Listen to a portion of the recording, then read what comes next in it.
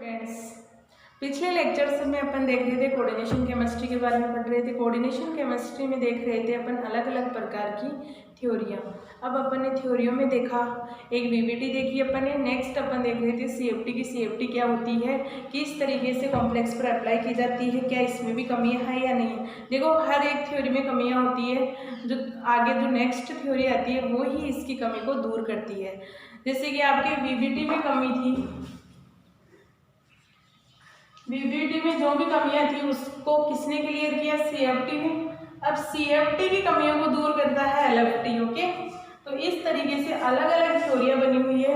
किसी की भी कोई भी एक केमिस्ट्री में एक थ्योरी एक कॉम्प्लेक्स पर अप्लाई अच्छे से नहीं हो सकती, यानी कि किसी ना किसी कॉम्प्लेक्स में तो कमी आती है। आपके उस कॉम्प्लेक्स में है आपको, जैसे कि कलर, अपन जिस कॉम्प्लेक्स के बारे में स्टडी कर रहे हैं उसमें कलर देख रहे हैं कि कलर की वजह से क्या इफेक्ट हो रहा है। उसमें चुंबकीय गुणों में क्या चुंबकीय गुणों का इफेक्ट देख रहे हैं।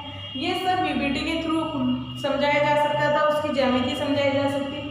सीएफटी केवल उसके स्पिन को समझा पा रही है और कॉम्प्लेक्स के अंदर की ज्यामिति किस तरीके से होगी, लिगेंड्स के अंदर लिगेंड्स का क्या इफेक्ट होगा, वो आपके क्या समझ को सीएफटी अच्छे से समझा पा रही थी। अपन सीएफटी का इंट्रो देख चुके थे कि किस तरीके से इसका ये कहाँ से आई है आपके, और किस तरीके से अप्लाई की जाती है कॉम्प्लेक्स पे।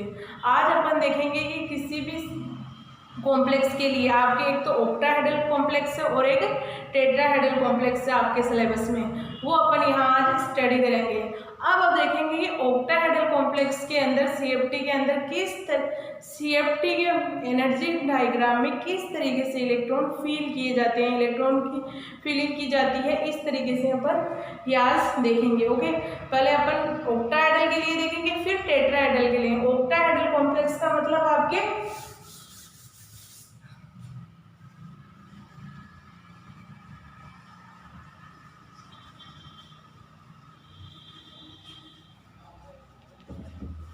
ऑक्टाहेड्रल कॉम्प्लेक्स में क्या होता है, कोऑर्डिनेशन नंबर आपके कितने रहेंगे, 6 रहेंगे। अगर किसी कॉम्प्लेक्स के अंदर कोऑर्डिनेशन नंबर 6 आ रहे हैं तो उसके अंदर वो आपके कॉम्प्लेक्स किस तरीके से होगा, ऑक्टाहेड्रल होगा। अब आपके ऑक्टाहेड्रल देखो, अपन एक परफेक्ट कॉम्प्लेक्स के लिए देख रहे हैं। ये सब अपन किसी भी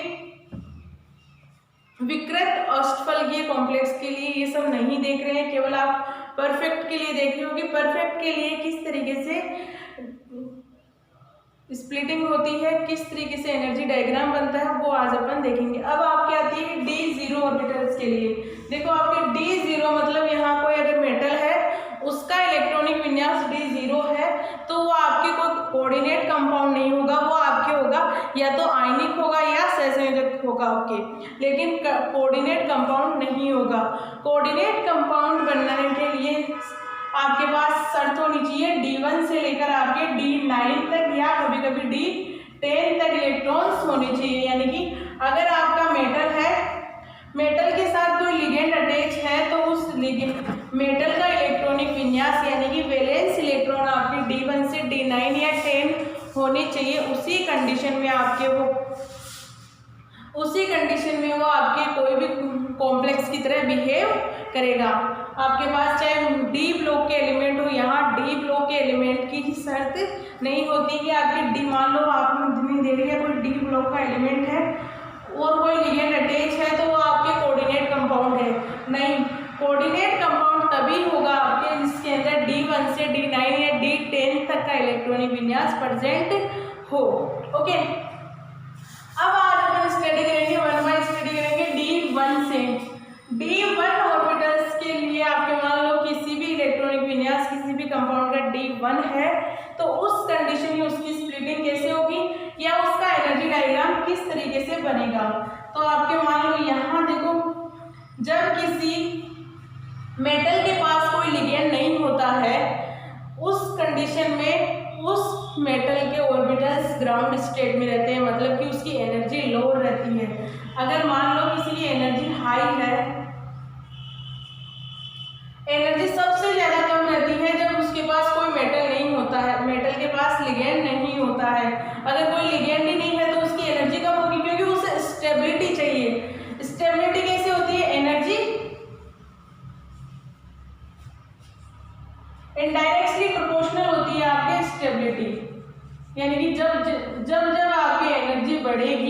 एनर्जी बढ़ेगी तो स्टेबिलिटी कम होगी, अगर स्टेबिलिटी ज़्यादा है तो उसकी एनर्जी सबसे कम होती है।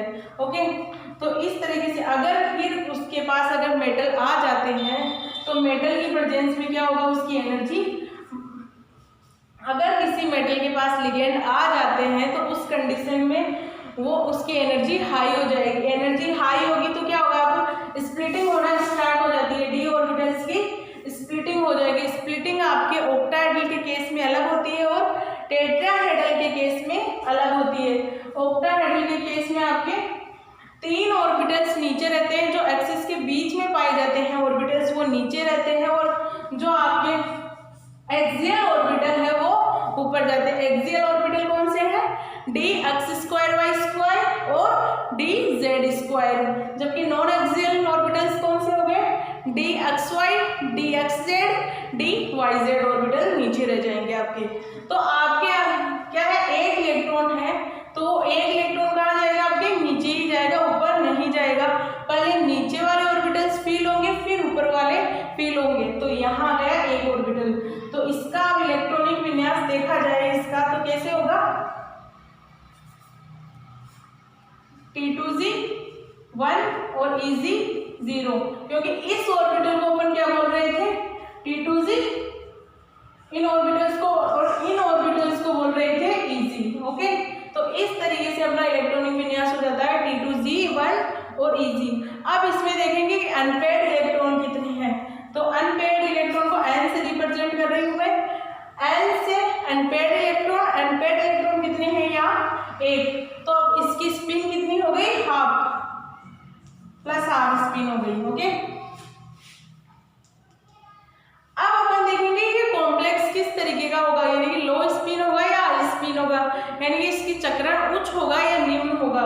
देखो आपके D1 से D3 तक के केस के अंदर नहीं देखा जाता है कि कोई कॉम्प्लेक्स लो है या हाई स्पिन है, क्योंकि डिफाइन नहीं कर सकते कि ये कॉम्प्लेक्स किस तरीके का होता है, क्योंकि D1 से D3 के ऑर्बिटल्स के अंदर इलेक्ट्रॉन्स का क्या होंगे, नीचे ही फील होंगे, नॉन एक्सियल ऑर्बिटल्स में आएंगे तीनों इलेक्ट्रॉन की अपन पेयरिंग करवा नहीं सकते, क्योंकि हुंड और पाउली का नियम कहता है कि पहले एक इलेक्ट्रॉन फिल करते हैं फिर बाद में अपन पेयरिंग स्टार्ट करते हैं। तो अपन पहले अपने 3 इलेक्ट्रॉन होने के बाद या 2 इलेक्ट्रॉन होने के बाद भी अपन डिफाइन नहीं कर सकते कि इसके अंदर स्पिन किस तरीके की होगी, केवल अपन ये बता सकते हैं कि ये कॉम्प्लेक्स आपका हाई, ये किस में कितने अनपेयर्ड इलेक्ट्रॉन है, यानी कि ना तो अपन हाई स्पिन बता सकते हैं और ना ही अपन लो स्पिन बता सकते हैं। तो ये हो गए आपके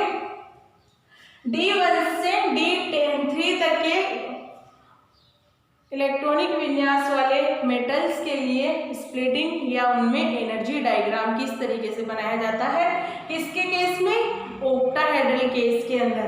अब बात आती है अगर D2 इलेक्ट्रॉन हो गए, अगर 2 इलेक्ट्रॉन प्रेजेंट है तो क्या होगा, एक इलेक्ट्रॉन यहाँ जाएगा दूसरा यहाँ जाएगा। ओके, तो उस कंडीशन में क्या हो जाएगा, अनपेयर्ड इलेक्ट्रॉन 2 हो जाएंगे आपके, और अगर स्पिन पूछ भी ले तो अपन बता सकते हैं कि इसमें 1 हो जाएगी। ओके, स्पिन किस तरीके से निकाला जाता है,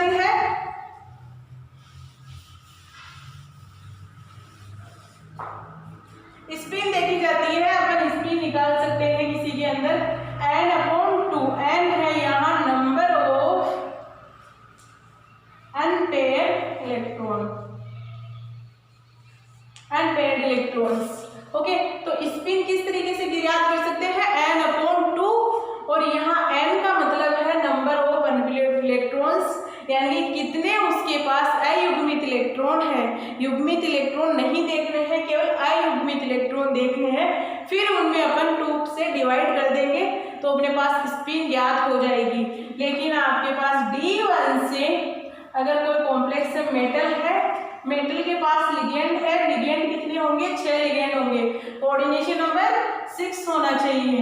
तो उस केस के अंदर उस मेटल का इलेक्ट्रॉनिक विन्यास यानी कि उसका वैलेंस इलेक्ट्रॉन अगर D1 या D3 है, D1 से D3 के बीच में प्रेजेंट है, तो उस कंडीशन के अंदर अपन ना तो लो स्पिन देखेंगे ना ही हाई स्पिन देखेंगे, बस अपन ये बता सकते हैं कि इसमें स्पिन कैसी होगी, या उसमें अपन सकते हैं कि कितने अनपेयर्ड इलेक्ट्रॉन है, उसका चुंबकीय गुण बता सकते हैं। अगर अनपेयर्ड इलेक्ट्रॉन है तो अयुग्मित अनुचुंबकीय होगा कॉम्प्लेक्स, और अगर युग्मित है तो प्रतिचुंबकीय होगा कॉम्प्लेक्स कोई भी।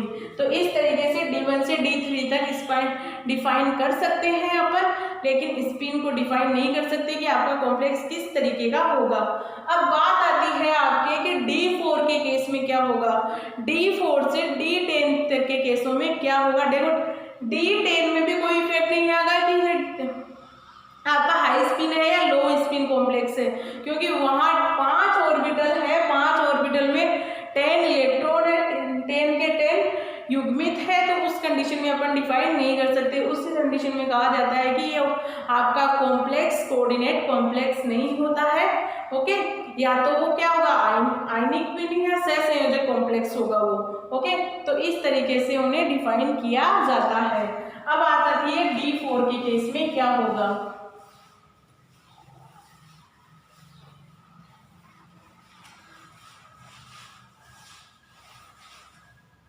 D4 का केस ले रहे हैं। D4 के केस में दो तरीके की पॉसिबिलिटीज है आपके, एक है हाई स्पिन। अब हाई स्पिन का मतलब क्या होता है, और एक है आपके लो स्पिन।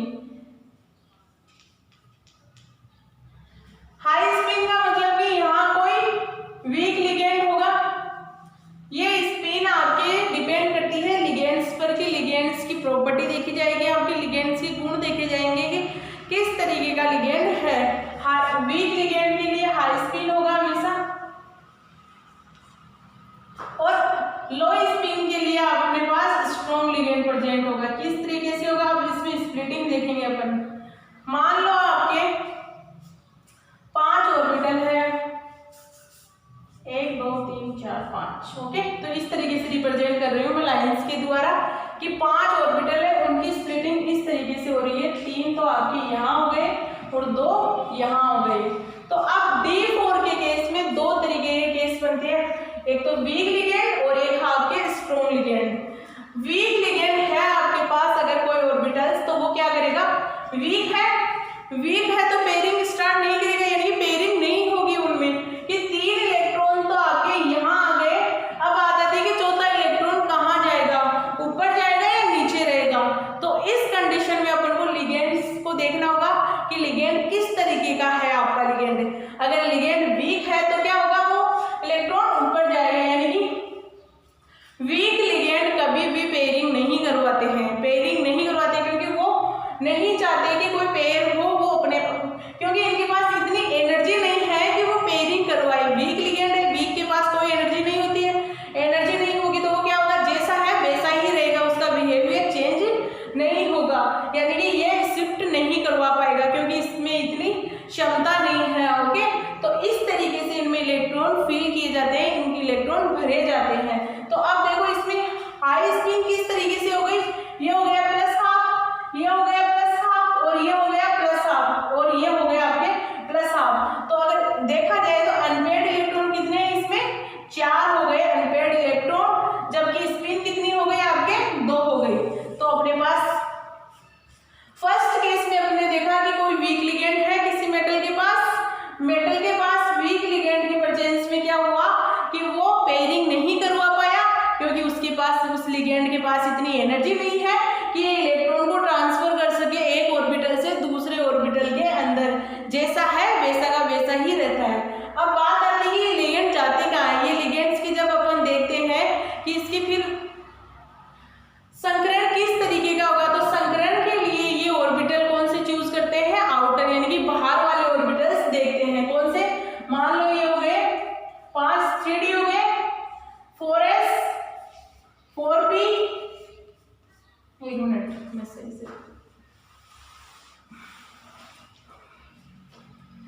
ये हो गया आपके 3D और ये हो गया 4s, ये हो गया 4p 3 और ये हो गया 4d।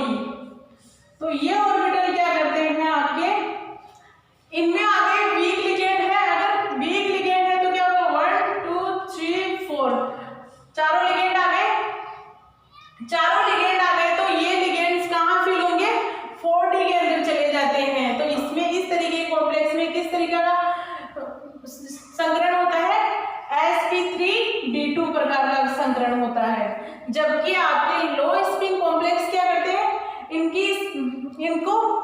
इनकी पेयरिंग करवा देते हैं। पेयरिंग किस तरीके से करवाएंगे, अगर मान लो ये आपके 5 है, इस तरीके से रिप्रेजेंट कर रहे हो, इनमें भी ये हो गए आपके 3 और ये हो गए आपके 2। तो अगर स्ट्रॉन्ग लिगेंड में क्या है, एनर्जी बहुत ज्यादा है, इनमें पावर है कि ये क्या करवा सके, पेयरिंग करवा सके। तो पेयरिंग करवाएंगे तो क्या होगा, 1 इलेक्ट्रॉन 2 इलेक्ट्रॉन 3 ये 4, यानी कि जब आपके मेटल के पास कोई स्ट्रॉन्ग लिगेंड आ जाता है उस कंडीशन में वो लिगेंड क्या करवाता है, इलेक्ट्रॉन को शिफ्ट करवा देता है। इलेक्ट्रॉन्स कहाँ शिफ्ट हो जाएंगे, नीचे वाले ऑर्बिटल्स में। ये कौन से हो गए, नॉन एक्सियल ऑर्बिटल में इलेक्ट्रॉन शिफ्ट हो जाएंगे। इस कंडीशन में क्या हो गया, 2 ऑर्बिटल खाली है। अब खाली है तो इनमें क्या होंगे, लिगेंड्स के इलेक्ट्रॉन आएंगे। लिगेंड्स के इलेक्ट्रॉन आएंगे तो क्या होगा, आपके D2sp3 प्रकार का संकरण प्राप्त होगा। D2sp3 प्रकार का संकरण प्राप्त होगा। अब देखा जाएगा कि इसमें स्पिन किस तरीके की होगी। पहले देखेंगे नंबर ऑफ अनपेयर्ड इलेक्ट्रॉन कितने हैं, 2 1 2, क्योंकि यहाँ पेयरिंग हो गई। अब इसमें स्पिन देखेंगे तो कितनी हो गई, ये हो गई +12, और जो दूसरा इलेक्ट्रॉन है उसी ऑर्बिटल में उसकी क्या होगी, आपके -12। तो ये कैंसिल हो जाएगी आपके +12 से -12, यानी कि इस ऑर्बिटल की तो आपकी स्पिन हो गई 0, जबकि आपके ये कितने बचे हुए हैं, 2 ऑर्बिटल बचे हुए हैं, उनकी हो जाती है +12 और +12। तो +12 1 हो गया, तो यहाँ स्पिन हो गई आपके 1। तो इस कॉम्प्लेक्स में आपकी स्पिन कितनी प्राप्त हुई थी, 2, जो कि हाई है आपके, और इस कॉम्प्लेक्स में आपके कितनी स्पिन प्राप्त हुई है, 1, जो कि आपके लो है। तो इस तरीके से आपके D4 के केस के अंदर 2 प्रकार की स्प्लिटिंग होती है। एक होती है हाई स्पिन, एक होती है लो स्पिन। हाई स्पिन में किस तरीके से होती है आपके, उसमें आपके आता है वीक लिगेंड की प्रेजेंस में होता है। वीक लिगेंड क्या होगा, पेयरिंग नहीं करवाएगा। पेयरिंग क्योंकि उसके पास इतनी एनर्जी नहीं है, एनर्जी नहीं है तो पेयर नहीं करवाएगा। पेयर नहीं करवाएगा तो उसमें अनपेयर्ड इलेक्ट्रॉन ज्यादा हो जाएंगे। अनपेयर्ड इलेक्ट्रॉन ज्यादा होंगे तो उसमें स्पिन भी ज्यादा हो जाएगी, जो कि आपके कॉम्प्लेक्स किस तरीके का होगा, हाई स्पिन कॉम्प्लेक्स भी कहा जाता है। ओके, अब आती है बात सेकंड नंबर के केस के अंदर। सेकंड नंबर के केस में क्या होगा, स्पिन किस तरीके की होगी, लो स्पिन, क्योंकि स्ट्रॉन्ग लिगेंड है। स्ट्रॉन्ग लिगेंड के पास इतनी क्षमता है कि वो इलेक्ट्रॉन को ट्रांसफर कर सके, यानी कि d ऑर्बिटल्स के इलेक्ट्रॉन जितने हैं तो उनकी अपन पेयरिंग करवा सके। किसका देता है, यानी कि यहाँ अगर कोई इलेक्ट्रॉन आ जाता है, आने के बाद में अगर वो मेटल किसी स्ट्रॉन्ग लिगेंड की प्रेजेंस में उपस्थित है, यानी कि उस मेटल के पास स्ट्रॉन्ग लिगेंड आ जाते हैं, उस कंडीशन में वो इलेक्ट्रॉन क्या हो जाएगा, पेयर हो जाएगा। तो आपके पास पेयर हो जाएगा तो लो स्पिन प्राप्त होगी। लो स्पिन प्राप्त होगी तो इस तरीके के कॉम्प्लेक्स को कहा जाता है कि ये आपके लो स्पिन कॉम्प्लेक्स है। ओके, तो ये हो गए आपके D4 के 2 केस, हाई स्पिन और लो स्पिन। अब इसके अंदर आपको इलेक्ट्रॉनिक विन्यास कर बताना है कि लो, मान लो D4 का कॉम्प्लेक्स है, उसके अंदर हाई स्पिन कॉम्प्लेक्स है। हाई स्पिन कॉम्प्लेक्स के अंदर इलेक्ट्रॉनिक विन्यास किस तरीके का होगा, और लो स्पिन कॉम्प्लेक्स में इलेक्ट्रॉनिक विन्यास किस तरीके का होगा। अब अपने पास हाई स्पिन कॉम्प्लेक्स के लिए इलेक्ट्रॉनिक विन्यास देखेंगे। इलेक्ट्रॉनिक विन्यास कैसा होगा, इसे अपन बोल रहे थे T2G और इसे बोल रहे थे अपन EG। ओके, T2G का मतलब यहाँ अब इलेक्ट्रॉनिक विन्यास देखते हैं अपन, मिटा देती हूँ मैं, ये कोई काम का नहीं था अभी। आपके इलेक्ट्रॉनिक विन्यास देखते हैं कैसा होगा, इलेक्ट्रॉनिक कॉन्फ़िगरेशन किस तरह होगी। अब आप देखो T2G के अंदर कितने इलेक्ट्रॉन है, 1 2 3, तो T2G के अंदर 3 इलेक्ट्रॉन है तो 3 आ जाएगा आपके यहाँ, जबकि EG के अंदर कितने इलेक्ट्रॉन है, 1, तो यहाँ हो जाएगा EG1। तो अगर आपको CFT के अकॉर्डिंग किसी इलेक्ट्रॉन का किसी मेटल का इलेक्ट्रॉनिक विन्यास पूछा जाए या उसकी कॉन्फ़िगरेशन पूछा जाए तो इस तरीके से रिप्रेजेंट करते हैं, क्योंकि ये आपके किस कॉम्प्लेक्स की हो गई, हाई स्पिन की। अब देखो अपन कॉम्प्लेक्स, इसके इलेक्ट्रॉनिक विन्यास को देखकर भी पता लगा सकते हैं कि आपके पास कॉम्प्लेक्स किस तरीके का प्रेजेंट है। तो तो हाई स्पिन कॉम्प्लेक्स है आपके। अब आपकी बात आती है, अगर आपके लो स्पिन कॉम्प्लेक्स है, लो स्पिन कॉम्प्लेक्स के लिए इसके लिए मैं इलेक्ट्रॉनिक विन्यास लिख रही हूँ, तो क्या हो जाएगा T2Z 1 2 3 4 चारों इलेक्ट्रॉन है वो कहाँ है आपके T2Z के अंदर ही प्रेजेंट है, तो आपके हो जाएगा T2Z4 EZ0। तो अपन देखो, अपन देख के भी पता लगा सकते हैं, अगर आपके पास कोई मेटल आ जाए यानी कि कोई कॉम्प्लेक्स आ जाए, उस कॉम्प्लेक्स का इलेक्ट्रॉनिक विन्यास D4 है, D4 की प्रेजेंस में अगर उसका इलेक्ट्रॉनिक विन्यास दे दिया जाए, यानी कि अगर आपको पता है कि उसका इलेक्ट्रॉनिक विन्यास इस तरीके का है, CFT के अकॉर्डिंग इस तरीके का कॉम्प्लेक्स है, उसका इलेक्ट्रॉनिक विन्यास T2Z3 है EZ1 और T2Z4 EZ0। तो अपन बता सकते हैं, तो ये हो गया आपका हाई स्पिन कॉम्प्लेक्स और ये हो गया आपका लो स्पिन कॉम्प्लेक्स। ओके, तो अपने पास D4 के केस हो गए। अब बात आती है D5 में किस तरीके का होगा। मेटल तो वही मेटल रहेगा, लिगेंड में 6 रहेंगे, लेकिन उसके अंदर आपके इलेक्ट्रॉनिक विन्यास कितने हो जाएंगे 5, यानी कि D5 कॉम्प्लेक्स, उसके वैलेंस इलेक्ट्रॉन आपके D5 प्राप्त होगा। उसमें किस तरीके से आपको स्प्लिटिंग करवानी है, इस तरीके से अपन फील करवाएंगे। देखो आपके स्पिन चेंज हो सकती है, जब इलेक्ट्रॉन चेंज हो रहे हैं तो स्पिन भी चेंज होगी। स्पिन चेंज हो रही है तो आपकी क्या होगा, इलेक्ट्रॉनिक कॉन्फ़िगरेशन भी चेंज होगी। तो अपन D5 के केस में देखते हैं, देख लो एक बार ये।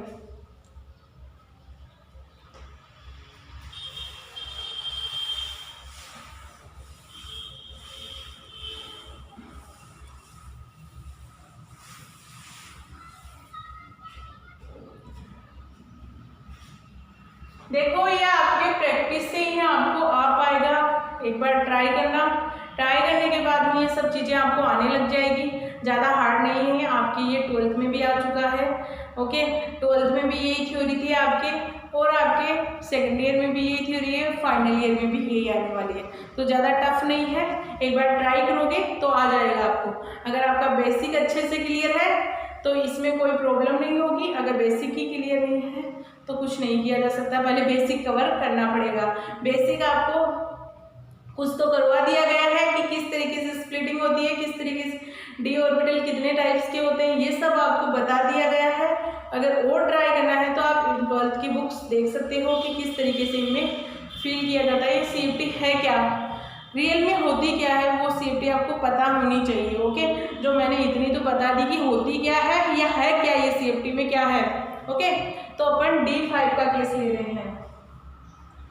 D5 में इसी जैसे D4 में देखा अपन ने, D4 में देखा कि 2 प्रकार के केस प्राप्त हो रहे थे, high spin and low spin. उसी तरीके से आपके D5 में भी होगा कि लो स्पिन होगा या हाई स्पिन होगा।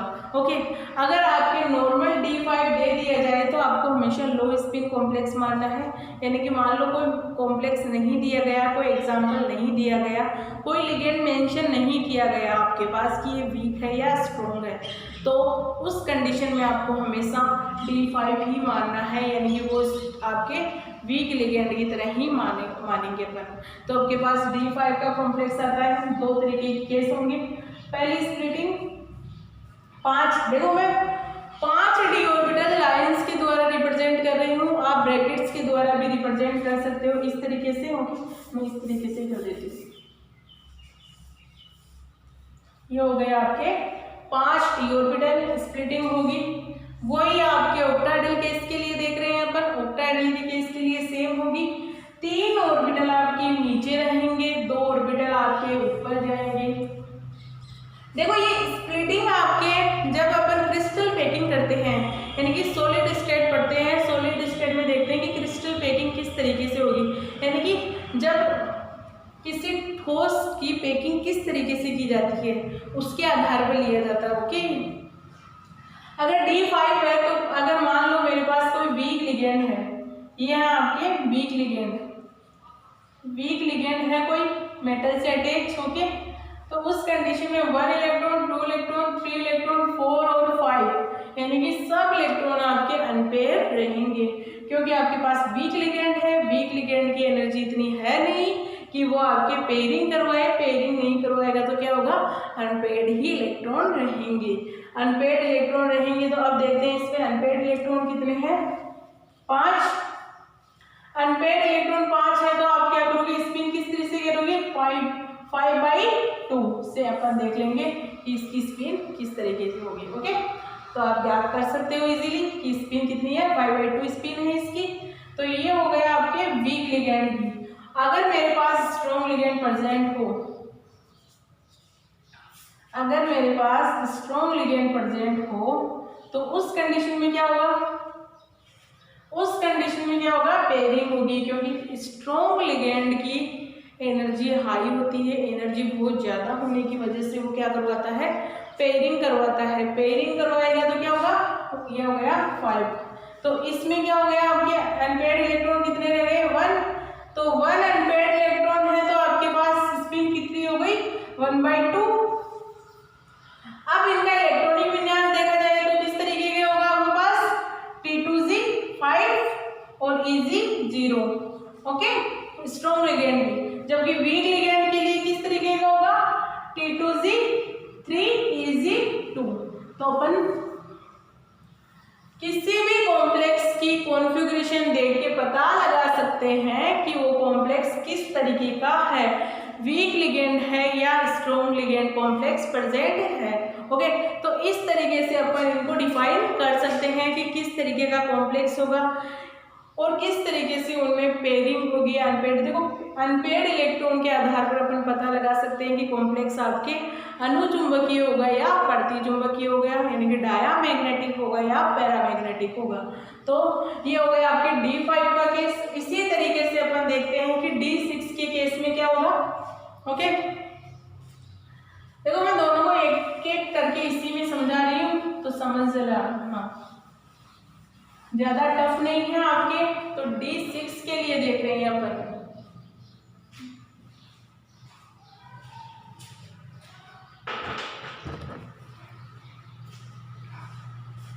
D6 के लिए देख रहे हैं तो 1 2 3 4 5 6 6 इलेक्ट्रॉन हो गए। 6 इलेक्ट्रॉन्स की स्प्लिटिंग होगी लिगेंड की प्रेजेंस में। लिगेंड्स की प्रेजेंस में अगर आपके पास वीक लिगेंड है, वही आपके दो प्रकार के केस, वीक लिगेंड है तो क्या होगा, आपके अनपेयर्ड ही रहेगा, यानी कि पहले तो पांचों ऑर्बिटल में एक एक इलेक्ट्रॉन आएंगे, फिर जो बचता है इलेक्ट्रॉन वो फिर से नीचे आएगा आपके। तो किस तरीके के होगा, 1 2 3 4 5 6 हो गए। तो अब इसमें कितने हो गए अनपेयर्ड इलेक्ट्रॉन, आपके 4 हो गए। स्पिन कितनी हो गई, 2 हो गई। और अगर इलेक्ट्रॉनिक विन्यास देखा जाए तो किस तरीके का हो गया, T2Z 4 EZ 2। तो अपन इस तरीके से डिफाइन कर सकते हैं कि कॉम्प्लेक्स किस प्रकार का होगा, वीक लिगेंड है। अगर यही स्ट्रॉन्ग लिगेंड कॉम्प्लेक्स होता तो क्या होता,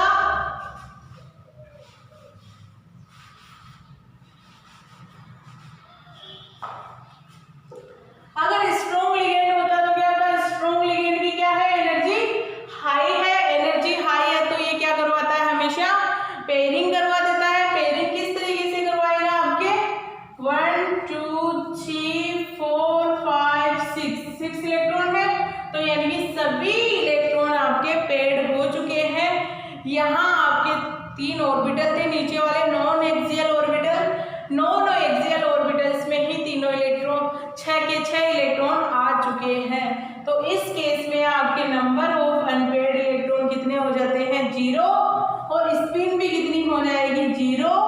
और अगर इलेक्ट्रॉनिक विन्यास देखा जाए तो क्या हो जाएगा, T2Z 6 EZ 0। ओके, तो अलग आया आपके। तो इस तरीके से अपन इनको डिफाइन कर सकते हैं। इसी तरीके से D7 D8 D9 का भी बनाने की कोशिश करना आप कि किस तरीके से इन्हें बनाया जा सकता है। तो ये हो गए अपने किस तरीके से स्प्लिटिंग करवाते हैं, यानी कि विपाटन किस तरीके से किया जाता है, ये हो गया कंप्लीट। अब अपन देखेंगे कि D7 D8 D9 next lecture में देखते हैं। नेक्स्ट लेक्चर में और ये देखेंगे कि CFSE क्या है, यानी कि crystal field splitting energy. Okay, CFSE क्या है आपके, किस तरीके से अलग है, ये अलग होती है